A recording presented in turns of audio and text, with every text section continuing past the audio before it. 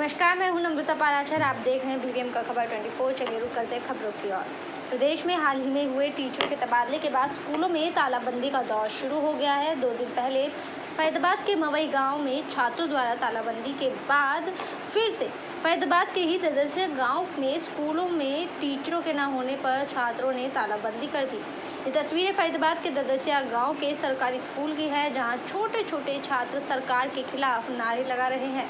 छात्र स्कूल में शिक्षक न होने के चलते आक्रोशित है। उनका कहना है कि 1 हफ्ते पहले जब से टीचर के तबादले हुए हैं, तब से उनके स्कूल में टीचरों की कमी हो गई है, जिसके चलते उनकी पढ़ाई पूरी नहीं हो पा रही। क्लास में टीचर न होने के चलते कुछ छात्र स्कूल से भाग जा रहे हैं, जबकि कुछ जो पढ़ना भी चाहते हैं वो टीचर उपलब्ध न होने की वजह से अपनी पढ़ाई नहीं कर पा रहे। छात्रों ने सरकार से मांग की है कि जल्द ही उनके स्कूल में शिक्षकों की कमी को पूरा किया जाए। बच्चों के इस प्रदर्शन को देखकर गांव के बड़े लोग भी उनके साथ आ गए और उन्होंने भी मांग की है कि जल्द सरकार इस और कदम उठाए, जिससे छात्रों की पढ़ाई का नुकसान ना हो, क्योंकि अभी 1 हफ्ते से ये स्थिति उत्पन्न हुई है और न जाने कब तक की स्थिति ऐसी ही चलती रहेगी, जिसमें शिक्षकों के अभाव में छात्रों का काफी नुकसान हो रहा है। हमारे स्कूल में टीचर लाए जाए। अच्छा। और हमारी पढ़ाई का बहुत ज़्यादा नुकसान हो रहा है। इस हमारा फ्यूचर बहुत ही बर्बाद हो रहा है। सरकार अगर चाहती कि हमारा फ्यूचर बच जाए तो प्लीज़ सरकार हमारे लिए टीचर भेजे।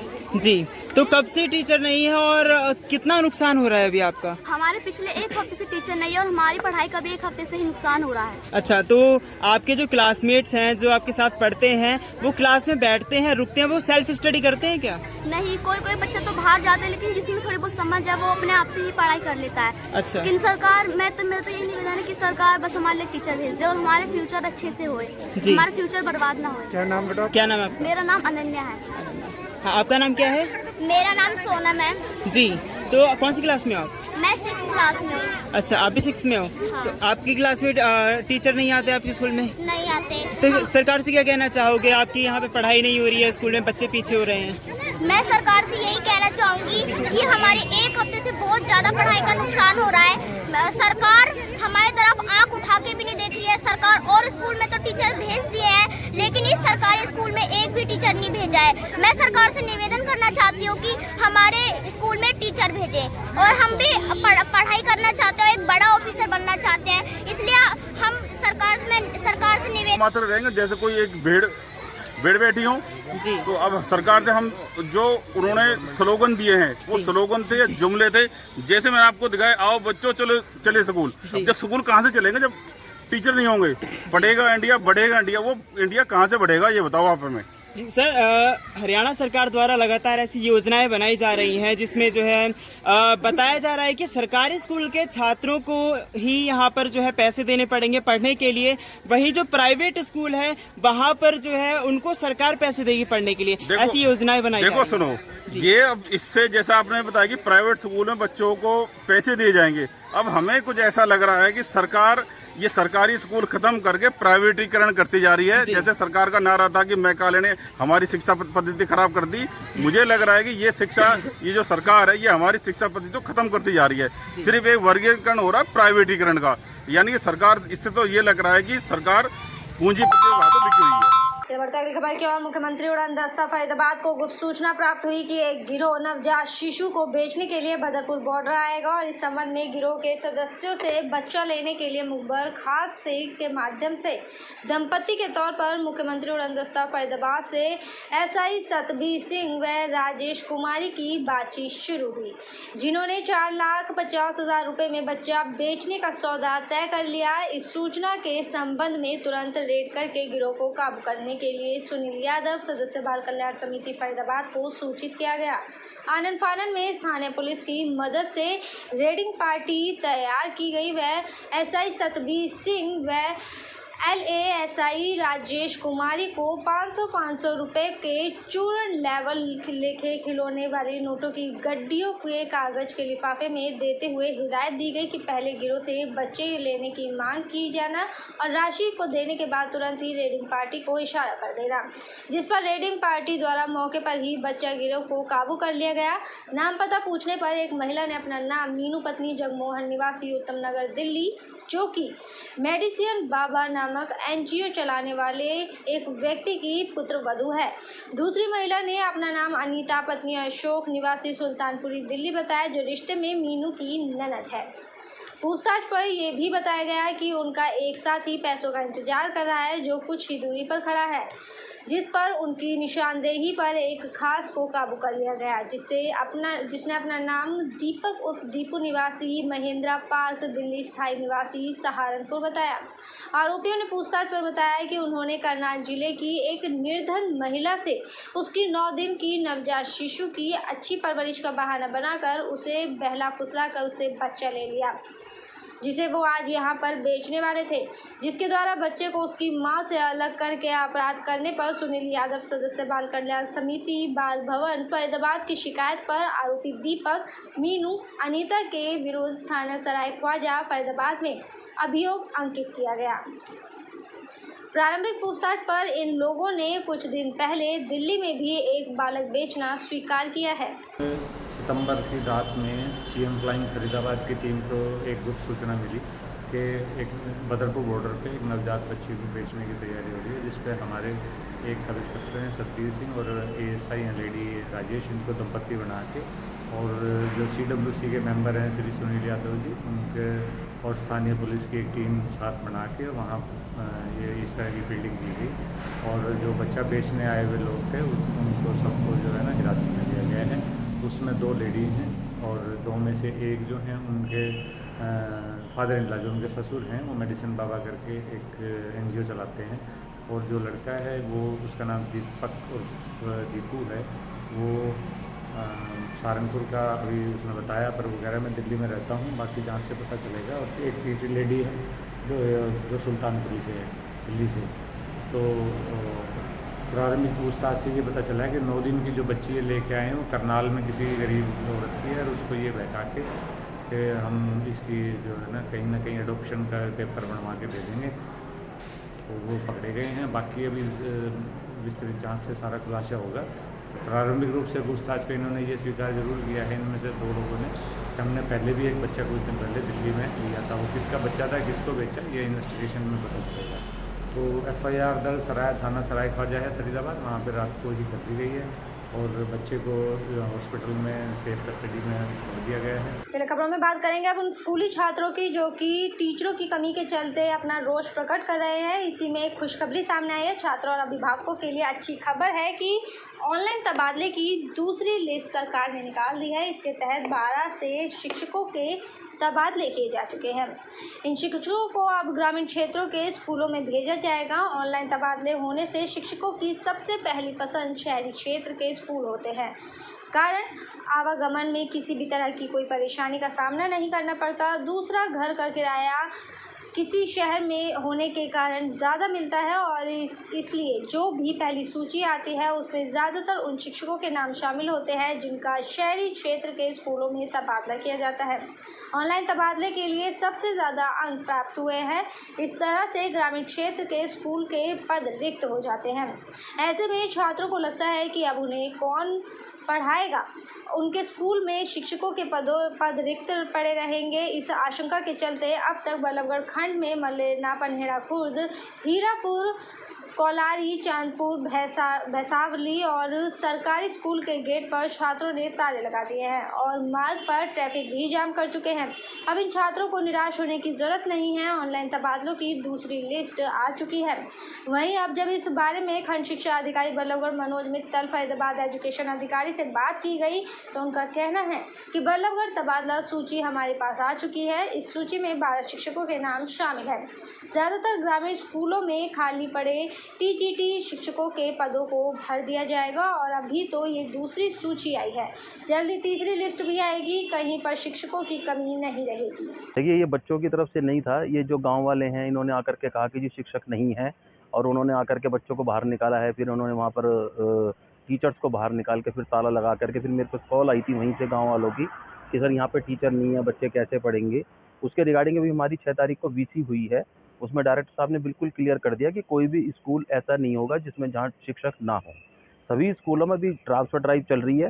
कल गेस्ट टीचर जितने हमारे सरप्लस थे उनकी भी यस नो की ऑप्शन खुल चुकी है और रिसेंटली में नेक्स्ट वीक से या उससे नेक्स्ट वीक में सभी स्कूलों में टीचर्स की संख्या पूरी हो जाएगी।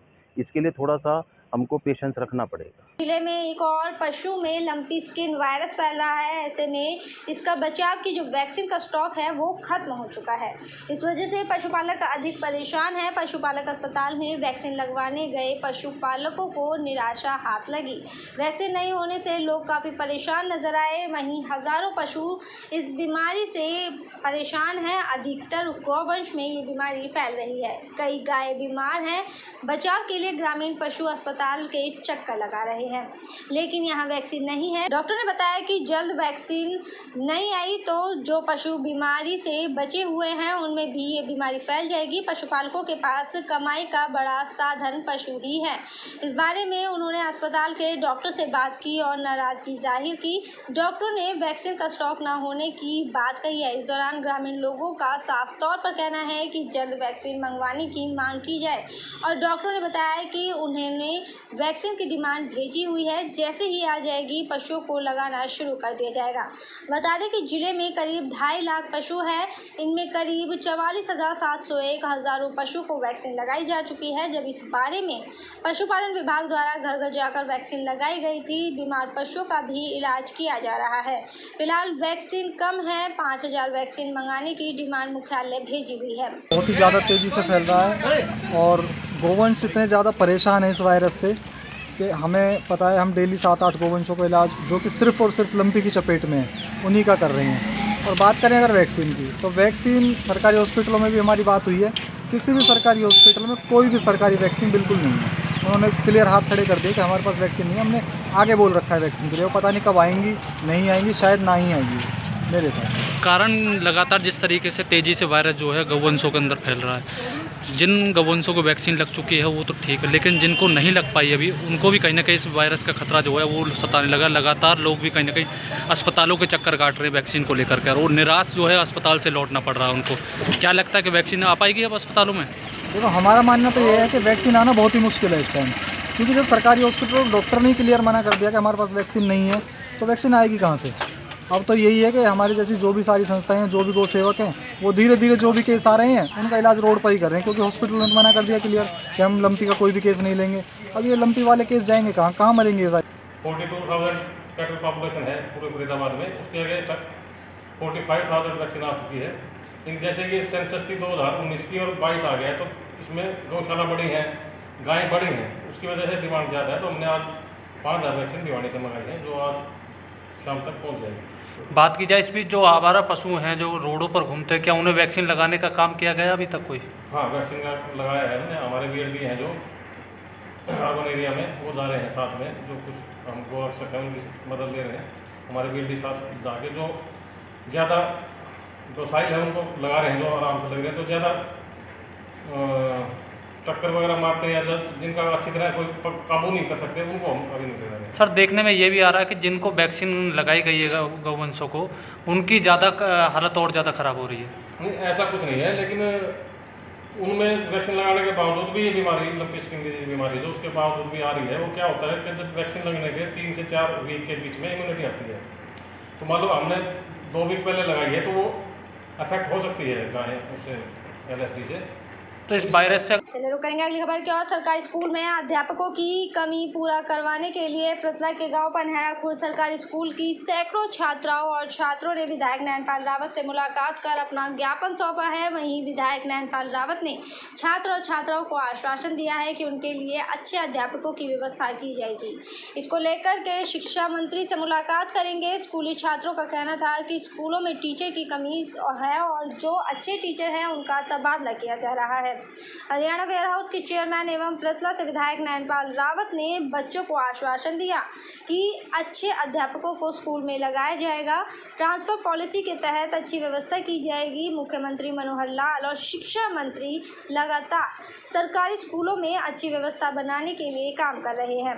बच्चों को किसी तरह की कोई परेशानी ना होने दी जाएगी और इसको लेकर वो खुद शिक्षा मंत्री और CM मनोहर लाल से मुलाकात कर उनकी समस्या का समाधान कराएंगे। तो टीचर्स की पॉलिसी के तहत जो ट्रांसफ़र किए हैं क्योंकि अभी वो पॉलिसी पूरी तरह से लागू नहीं है और उनकी जो ऑब्जेक्शन है वो मांगे हैं, जो ग्रीवेंसेस हैं वो मांगे हैं। और मैं समझता हूँ कि हमारी सरकार का, माननीय मुख्यमंत्री महोदय का एक ध्येय है कि जहाँ पर जितनी जो व्यवस्था है, जो टीचरों की संख्या है, आपके स्टूडेंट्स की संख्या है, उसके हिसाब से वहाँ पर टीचर समायोजित किए जाएँ।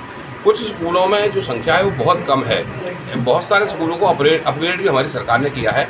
तो हमारे सभी छोटे बच्चों का एक ही मानना है कि जो टीचर इनको बहुत अच्छे से पढ़ाई कराते थे, जिनके नाम पे ये, जैसे पनहरा खुर्द के स्कूल की बात कहूँ तो कुछ टीचर ऐसे स्पेशल थे जो बहुत ज़्यादा पढ़ाई पर ध्यान देते थे, उनकी वजह से स्कूल की संख्या में इजाफा हुआ है, संख्या बढ़ी है और पढ़ाई की भी जो व्यवस्था वो बहुत सुचारू रूप से चल रही थी। तो इनकी तो कुछ स्पेशल टीचर रखने की डिमांड है, लेकिन मैं समझता हूँ कि पूरे हरियाणा में जैसे ही ये पॉलिसी पूरी तरह से लागू हो जाएगी, जो टीचर की व्यवस्था है वो स्टूडेंट्स की संख्या के अनुसार पूरी हो जाएगी। कहीं अभी तक ऐसा हो रहा था ऑनलाइन ट्रांसफ़र के माध्यम से कि कहीं पर जो संस्कृत के टीचर हैं वो एक की जगह दो थे, तीन थे। जहाँ संख्या बच्चों की कम थी वहाँ टीचर ज़्यादा थे, जहाँ संख्या ज़्यादा थी वहाँ टीचर कम थे। तो इस पॉलिसी को ध्यान में रखते हुए, इस व्यवस्था को ध्यान में रखते हुए सरकार ने इस बात की व्यवस्था की है कि हर जगह, हर स्कूल में प्रॉपर वे में टीचर की व्यवस्था की जाए और जहाँ टीचर जिस सब्जेक्ट का नहीं है उस सब्जेक्ट का टीचर वहाँ भेजा जाए। तो मैं समझता हूँ कि इनकी सारी बातें माननीय मुख्यमंत्री महोदय के संज्ञान में भी हैं और सरकार के संज्ञान में, और निश्चित तौर पर माननीय मिनिस्टर साहब जो हमारे शिक्षा मंत्री हैं उनके साथ मिलकर के हम इसकी जरूर पैरवी करेंगे।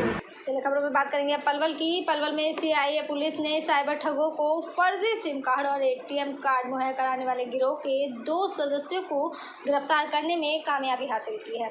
पुलिस ने आरोपियों के कब्जे से 343 फर्जी सिम कार्ड और 20 एटीएम कार्ड भी बरामद किए हैं।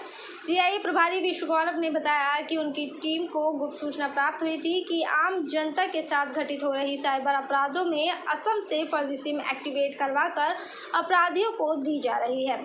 साथ ही बैंक के अधिकारियों और कर्मचारियों से मिली भगत कर फर्जी दस्तावेज पर बैंक खाता खुलवाए जा रहे हैं। इन खातों का इस्तेमाल अपराधी फर्जी एटीएम कार्ड बनवाने में कर रहे हैं। इन सिम और खातों को मेवात, हरियाणा, राजस्थान, उत्तर प्रदेश और दिल्ली के अपराधियों को सप्लाई करने का काम किया जा रहा है। इन सिम और फर्जी खातों के जरिए ही साइबर अपराधी आम जनता के साथ धोखाधड़ी कर ठगी कर रहे हैं। साइबर अपराधियों को ये सिम और एटीएम कार्ड उपलब्ध कराने वाले 2 युवक शहर के बस स्टैंड पर मौजूद है, जो कि असम से भारी मात्रा में फर्जी सिम कार्ड और एटीएम कार्ड अपने साथ लेकर आए हैं। सूचना के आधार पर टीम गठित करके उन्हें तुरंत मौके पर दबिश देकर दोनों युवकों को काबू कर लिया गया।